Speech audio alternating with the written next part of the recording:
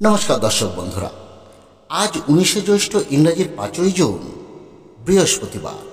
आज गोटा देश जुड़े पालित होते चलेছে गंगा दशहरा बा गंगा दशहरा उत्सव तथा गंगा पुजो। बला हय आज जे व्यक्ति गंगा स्नान करबेन एवं मा गंगार विशेष पुजो आराधना करबेन तार 10 पाप क्षय हय, तार सर्व मनस्कामना पूरण है एवं तार संगे संगे तार जीवन थेके सकल प्रकार दरिद्रता नाश है।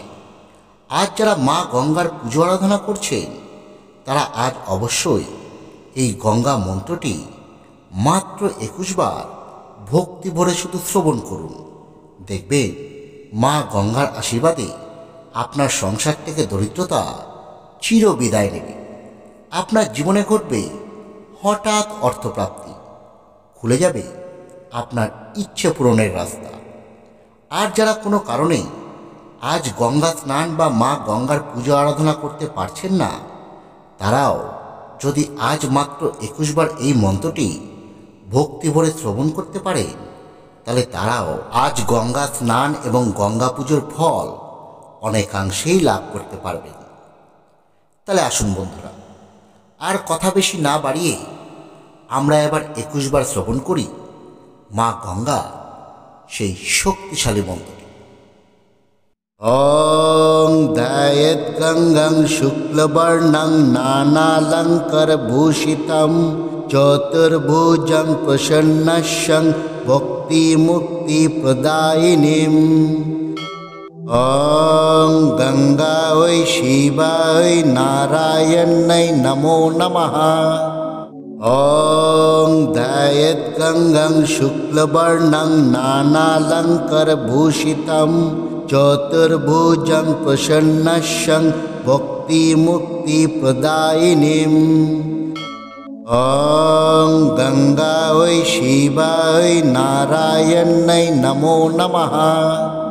ओं ध्यायेत् गंगां शुक्लवर्णं नानालङ्कारभूषितं चतुर्भुजं प्रसन्नस्यं भक्तिमुक्तिप्रदायिनीम्। ओं गंगायै शिवाय नारायण्यै नमो नमः। ओं ध्यायेत् गंगां शुक्लवर्णं नानालङ्कारभूषितं चतुर्भुजं प्रसन्नस्यं भक्तिमुक्तिप्रदायिनीम्। ओं गंगायै शिवाय नारायण्यै नमो नमः। ओं ध्यायेत् गंगां शुक्लवर्णं नानालङ्कारभूषितं चतुर्भुजं प्रसन्नस्यं भक्तिमुक्तिप्रदायिनीम्। ओं गंगायै शिवाय नारायण्यै नमो नमः। ओं ध्यायेत् गंगां शुक्लवर्णं नानालङ्कारभूषितं चतुर्भुजं प्रसन्नस्यं भक्तिमुक्तिप्रदायिनीम्। ओं गंगायै शिवाय नारायण्यै नमो नमः। ओं ध्यायेत् गंगां शुक्लवर्णं नानालङ्कारभूषितं चतुर्भुजं प्रसन्नस्यं भक्तिमुक्तिप्रदायिनीम्। ओं गंगायै शिवाय नारायण्यै नमो नमः। ओं ध्यायेत् गंगां शुक्लवर्णं नानालङ्कारभूषितं चतुर्भुजं प्रसन्नस्यं भक्तिमुक्तिप्रदायिनीम्। ओं गंगायै शिवाय नारायण्यै नमो नमः।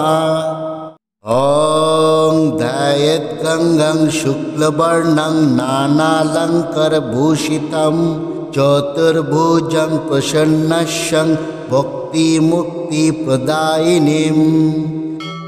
ओं गंगायै शिवाय नारायण्यै नमो नमः। ॐ ध्यायेद्गङ्गं शुक्लवर्णं नानालङ्कारभूषितं चतुर्भुजं प्रसन्नं भक्तिमुक्तिप्रदायिनीम्। ॐ गङ्गायै शिवाय नारायण्यै नमो नमः। ॐ ध्यायेद्गङ्गं शुक्लवर्णं नानालङ्कारभूषितं चतुर्भुजं प्रसन्नं भक्तिमुक्तिप्रदायिनीम्। ॐ गङ्गायै शिवाय नारायण्यै नमो नमः। ॐ ध्यायेद्गङ्गं शुक्लवर्णं नानालङ्कारभूषितं चतुर्भुजं प्रसन्नं भक्तिमुक्तिप्रदायिनीम्।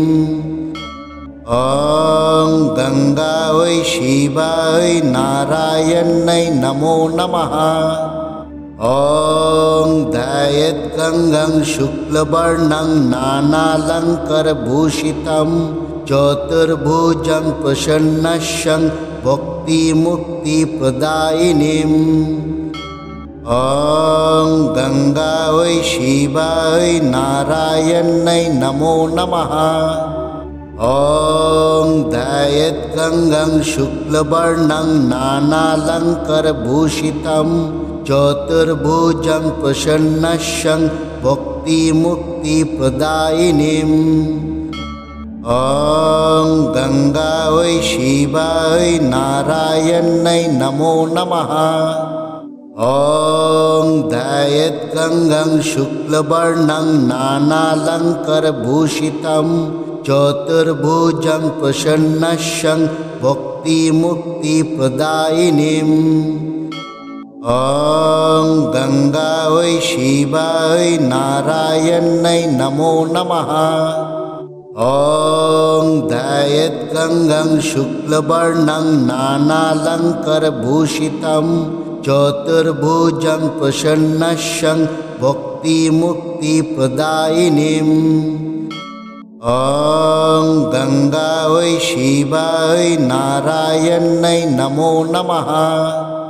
ॐ ध्यायेद्गङ्गं शुक्लवर्णं नानालङ्कारभूषितं चतुर्भुजं प्रसन्नं भक्तिमुक्तिप्रदायिनीम्।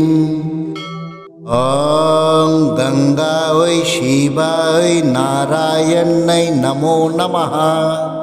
ॐ ध्यायेद्गङ्गं शुक्लवर्णं नानालङ्कारभूषितं चतुर्भुजं प्रसन्नं भक्तिमुक्तिप्रदायिनीम्।